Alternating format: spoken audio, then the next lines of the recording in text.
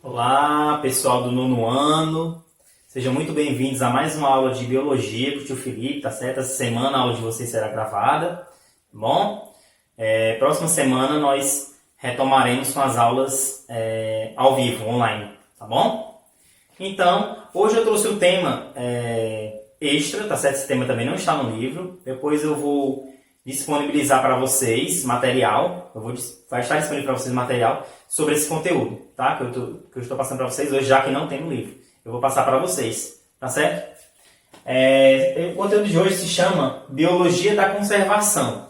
Sou muito familiar com o que nós estávamos estudando algumas aulas atrás, que foi sobre as unidades de conservação. Vocês puderam observar como as unidades de conservação, eles contribuem para o equilíbrio ambiental do nosso país, né? O equilíbrio das espécies, evitar que espécies entrem em extinção, que a natureza seja prejudicada e que isso, no futuro, não nos prejudique, não é? Porque a natureza, depois, ela pode entrar em fúria, se ela for devastada, tá certo? Então, o que acontece? Hoje, o ser humano, ele está explorando cada vez mais a especulação imobiliária, não é? A busca pelo poder, certo? O aumento das pastagens, principalmente na Amazônia, elas contribuem para o desequilíbrio ambiental. Porque se você remove árvores, se você faz queimadas, você contribui para o desequilíbrio daquela área.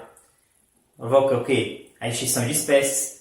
Você provoca alterações climáticas, tudo ocasionado por essas razões. Certo? Então, para que isso seja evitado ou seja minimizado, certo? Esses impactos, nós temos aqui a biologia da conservação, ou seja, o estudo da vida relacionado à conservação da nossa natureza, porque é dela que nós precisamos, certo? Para a nossa sobrevivência de nós mesmos e das futuras gerações, certo? Então, a biologia da conservação, ela reúne diversos conhecimentos científicos, certo? Eu vou explicar aqui alguns itens para vocês.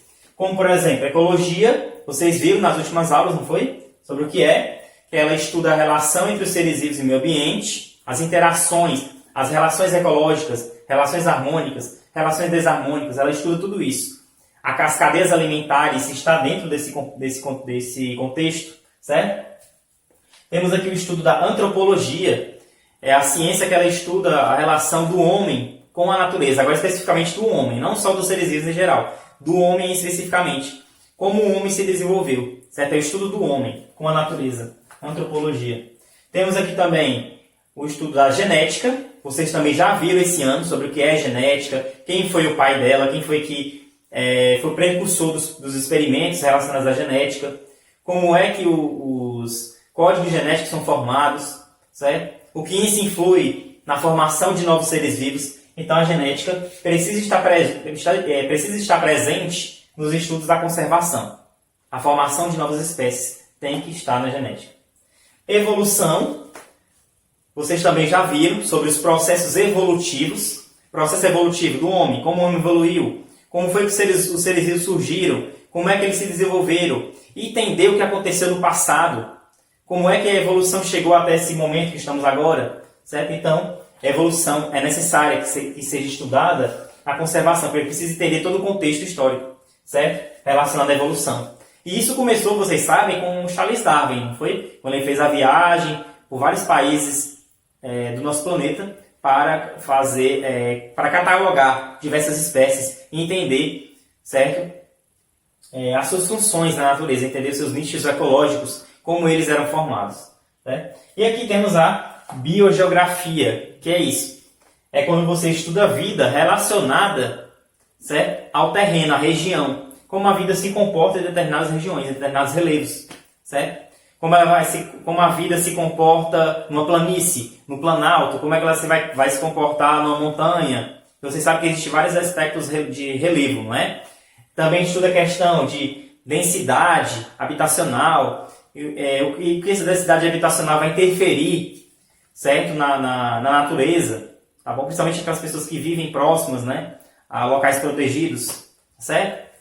Então é isso que esses conhecimentos são necessários, resumindo aqui, para o estudo da biologia da conservação. Agora vocês entenderam todas essas razões delas estarem aqui, certo? Agora vocês vão entender quais são os principais fatores que levam à ameaça da biodiversidade.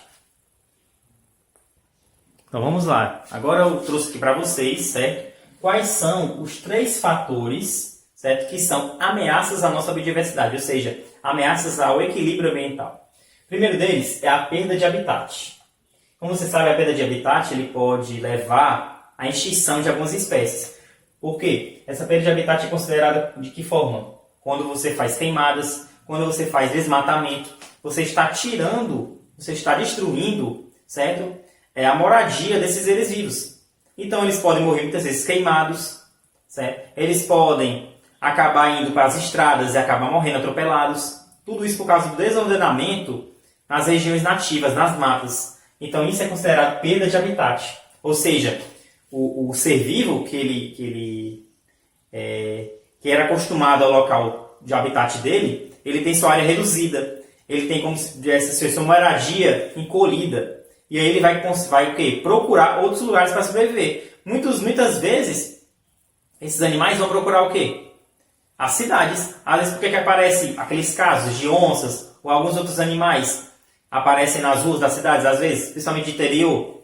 Por causa da sua perda de habitat. Por algum motivo, seja por um queimado, um desmatamento, alguma destruição na moradia dele, ele vai procurar outro local para tentar se refugiar. Muitas vezes eles vêm assustados por conta da perda de moradia que eles tiveram, certo? E isso prejudica o equilíbrio ambiental, certo? Dessas espécies. Outro fator aqui determinante, que é uma ameaça também à biodiversidade, é as espécies exóticas, certo? E espécies invasoras. O que acontece?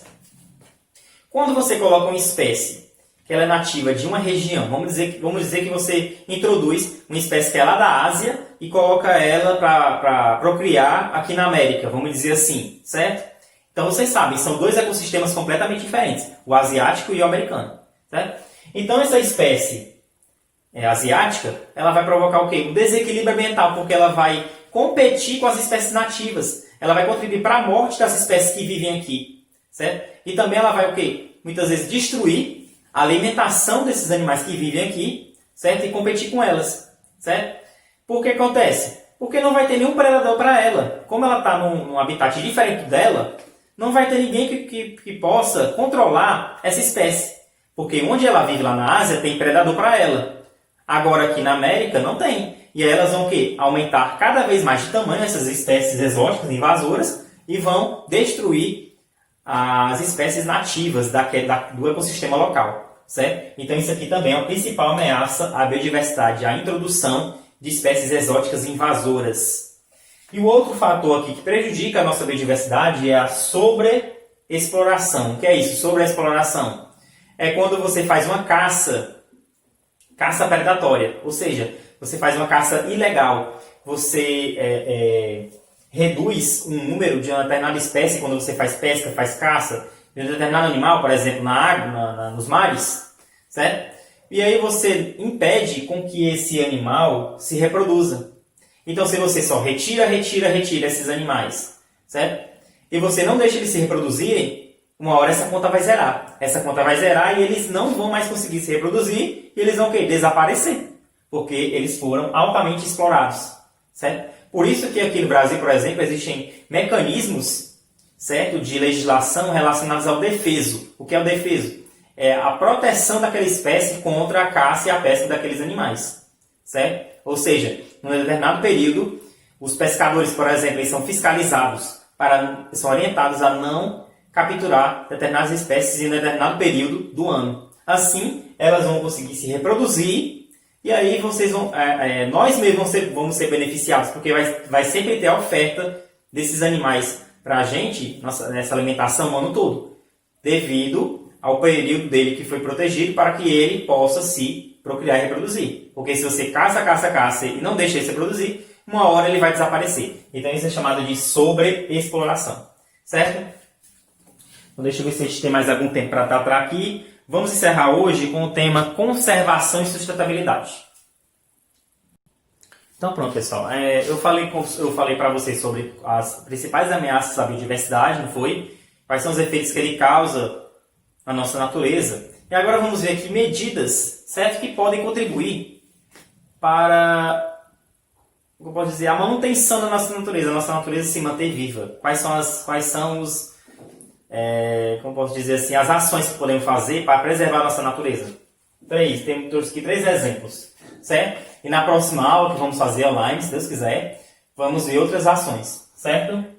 Temos aqui a ação de conservação da natureza, onde você vai, por meio de unidades de conservação que vocês viram nas aulas anteriores, proteger toda aquela fauna e flora da ação do homem, da ação de desmatamento, da ação da queimada, vai proteger ele dessas ações, certo? Tipo assim, essas pessoas que tentarem explorar aquele local de maneira ilegal, eles podem ser punidos e presos, certo? Ou pagar multas. Então isso é conservação da natureza. Temos também aqui o desenvolvimento sustentável, ou seja, vocês viram também exemplos, quando eu falei de unidade de conservação, que existem áreas de desenvolvimento sustentável, reservas extrativistas, ou seja, são locais que têm uma riqueza imensa, certo? É natural, mas elas são exploradas de maneira sustentável. Você vai usar elas de maneira sustentável, ou seja, de maneira a não prejudicar a natureza. Você vai extrair aqueles materiais, vai ser bom para a economia daquela região, para aquelas pessoas que vivem ali, mas também vai ser bom para a natureza porque ela vai se desenvolver, certo? Sempre de forma sustentável. Ela não vai ser prejudicada, ela vai continuar produzindo, certo? Não vai haver aquela questão de degradação, não vai haver degradação. É só exploração dos recursos de maneira consciente. Ou então, quando você precisa degradar uma área, você coloca outra para substituir, certo? Então, é isso que acontece no desenvolvimento sustentável. Você tira uma área para poder colocar outra, certo? Então, aí você está o quê? Você não faz só tirar, você tira, mas repõe, certo? Então, isso é o quê? Desenvolvimento sustentável. E outra ação aqui importante para a conservação da natureza, que eu falei aqui primeiro, recuperação de área degradada, certo? O que acontece? A natureza, ela consegue sozinha se restaurar, certo? Só que esse processo demora muitos anos, décadas e até séculos, para que ela se recupere e volte ao normal, certo? Por exemplo, a Mata Atlântica. Nossa Mata Atlântica era imensa antes da chegada dos portugueses, certo? Com anos de exploração que teve aqui no nosso país, a Mata Atlântica hoje só tem 10%, acredito que seja menos de 10% da sua área original, que tinha séculos atrás. Então, para vocês observarem que a exploração de recursos, o desmatamento, a queimada desordenada, certo? Provocou a redução do espaço desse bioma, que era tão importante, certo? Para a natureza do Brasil, natureza do mundo também, porque também é um tesouro que pertence a todos nós, não é? Então, assim, o que acontece? Muitas vezes o próprio governo toma iniciativas para recuperar uma área que foi degradada, certo? Uma área que estava pobre em nutrientes, você enriquece ela de nutrientes, certo? E você vai o quê? Estimular, vai plantar mudas, vai começar a recuperar aquela área. Só que esse processo demora alguns anos, mas se tudo for feito de maneira correta, certo? Ela vai voltar a ser como era antes, tá bom? Mas o ideal é o quê? O que é que pode ser mais barato para a gente? É recuperar uma área degradada ou ter um desenvolvimento sustentável? É o quê? Nós temos o desenvolvimento sustentável, porque aí você vai tirar, mas vai repor, certo? Então você não vai perder aquela área por completo. Agora, quando você degrada uma área totalmente, para você recuperar, o gasto é muito grande e tempo também. Tempo de vida é muito necessário para se recuperar uma área degradada. Então, é melhor que a gente pense de maneira sustentável para que as nossas futuras gerações tenham acesso aos recursos que nós dispomos hoje, certo?